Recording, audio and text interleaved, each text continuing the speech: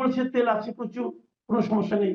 Petrol পাম্পে তেল পাওয়া যাচ্ছে না, পেট্রোল পাম্প অনেক পেট্রোল পাম্প বন্ধ করে রাখা হয়েছে, যে তেল নাই, বড় বড় নোটিশ দেওয়া হয়েছে, আবার বেশি টাকা দিলে তেল পাওয়া যাচ্ছে। এই হলো আমাদের দেশের অবস্থা। তো যুদ্ধের এই প্রভাব কি আপনাদের ওখানে পড়েছে? আপনারা কি দেখছেন? জি, আমি প্রথমেই আমার দ্বারা দর্শক শ্রোতা তাদের ঈদের শুভেচ্ছা জানাচ্ছি। এবং সিডনি থেকে খুব ভাবে ঈদ হয়ে এখানে ৩ দিন পর পর খাওয়া দাওয়া করেছি, সেজন্য হয়তো একটু মোটা সোটাও মনে হবে। তো যেটা হোক, আমি প্রথমে একটু সিরিয়াসলি বলি, তেলের সংকট কিন্তু অস্ট্রেলিয়ায় হচ্ছে। গতকালকে আমি নিউজে দেখেছি বেশ কিছু পাম্পে আউট অফ অর্ডার বা আউট অফ স্টক লিখে দেওয়া হয়েছে, অর্থাৎ তেল নেই। এবং ধরেন আমাদের এখানে তো $1 বা $2 করে দাম হয়। ধরেন $1 কত, $2 কত সেন্টই ছিল, $2.70, $2.60 এরকম ছিল। ওইটা পর্যন্ত যেতে পারে, এটা কিন্তু বিশাল ব্যাপার। আপনার তো আপনাদের এখানে $2 কি দুই থেকে গ্যালনে নাকি আপনার লিটারে?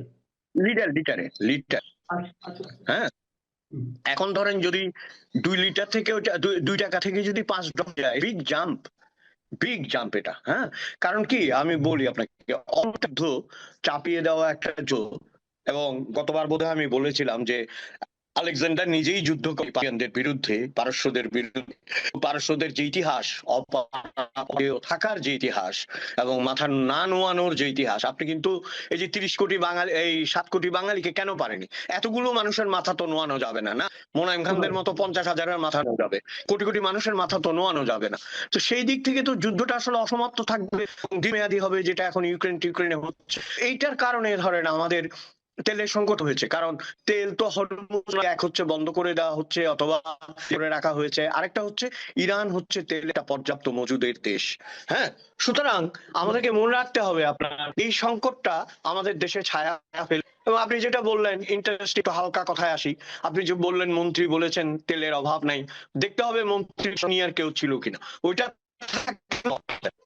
হবে যে তেলের অভাব নাই, আমি আজকে তেল বেরিয়ে যাবে। আর যদি রিয়েল কথায় যদি আসেন, তো তেলই যদি থাকে, আপনি বাবার কাছ থেকে নিয়েছেন কেন? আমি আরেকটা প্রসঙ্গ নিয়ে একটু আলোচনা করতে চাই। এটা আমার মনে হয় যে আপনি আপনার অভিজ্ঞতা থেকে বললে আর ভালো হবে।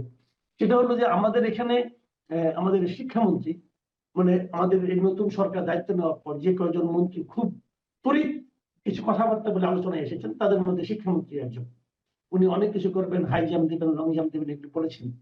এবং বলার পর উনি একটা কাজ করেছেন, সেটা হলো আপনি জেনেছেন সংসদে হাসনাত আব্দুল্লাহ একটা প্রশ্ন তুলেছিলেন যে ভর্তি পরীক্ষা কেন চালু হচ্ছে না, কেন লটারির মাধ্যমে ক্লাসগুলোতে ভর্তি করা হচ্ছে। এবং উনি বলার পরের দিনই উনি করলেন কি, সমস্ত স্কুলের ভর্তি পরীক্ষা যেটা ছিল আগে, যে নিয়মটা, বিশেষ করে এলিমেন্টারি ক্লাসে যে লটারির মাধ্যমে ভর্তি হতো বাড়ির পাশের স্কুলটাতে, এখন সেটাকে চেঞ্জ করে দিচ্ছেন। এবং উনি বলেছেন যে এখন থেকে ভর্তি পরীক্ষা হবে। এই যে নিচের ক্লাসগুলিতে ভর্তি পরীক্ষা নেওয়া, অনেকে বলছেন এটা নিলে পর কোচিং ব্যবসা আরো রমরমা হয়ে যাবে, নানা ধরনের আলোচনা হচ্ছে। আমি আপনার অভিজ্ঞতা থেকে জানতে চাচ্ছি, আপনি তো নিজে আপনার সন্তানকে ওখানে পড়াশোনা করিয়েছেন, আসলে আপনার কি মনে হয় যে এটা আসলে কোনটা হওয়া উচিত? দেখুন, আমাদের এখানে এটা খুবই আশ্চর্যজনক হবে। আসলে প্রাইমারি লেভেল আর একটু উপরের লেভেল পর্যন্ত ঠিক ভাবে বাঁধা কোনো পড়াশোনা করানো হয় না। বই আছে, সিলেবাস আছে, কিন্তু পড়ানো হয় যেটাকে আমরা বলি যে প্রাকৃতিক, ন্যাচারাল যে প্রসেস। হ্যাঁ, সে শিখবে, আনন্দ করবে। চাপ দেওয়াটা তো এখানে প্রশ্নই ওঠে না।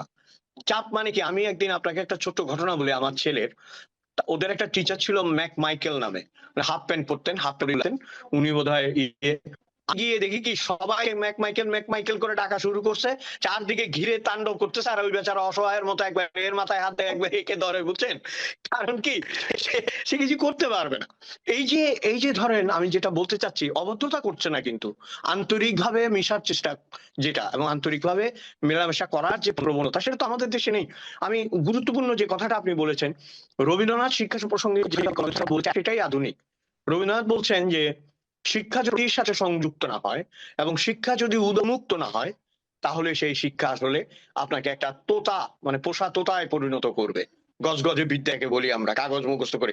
এই যে বাচ্চাগুলোর উপর আমি, আমাদের বাংলা নয়, আমাদের পাশে যে বাংলাদেশ, আমরা যাই মাঝে মাঝে, সব জায়গাতে দেখে বাচ্চাগুলোর পিঠে বইয়ের বোঝা চাপিয়ে দেওয়া হয়েছে।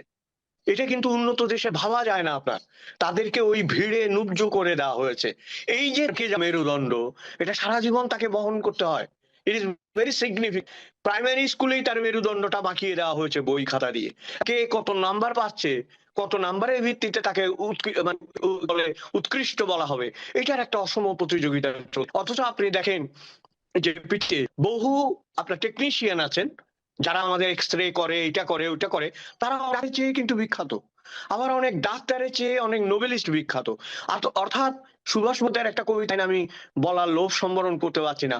উনি আপনারা জানেন যে মুখোপাধ্যায়কে বলা হয় মুখুজ্জে।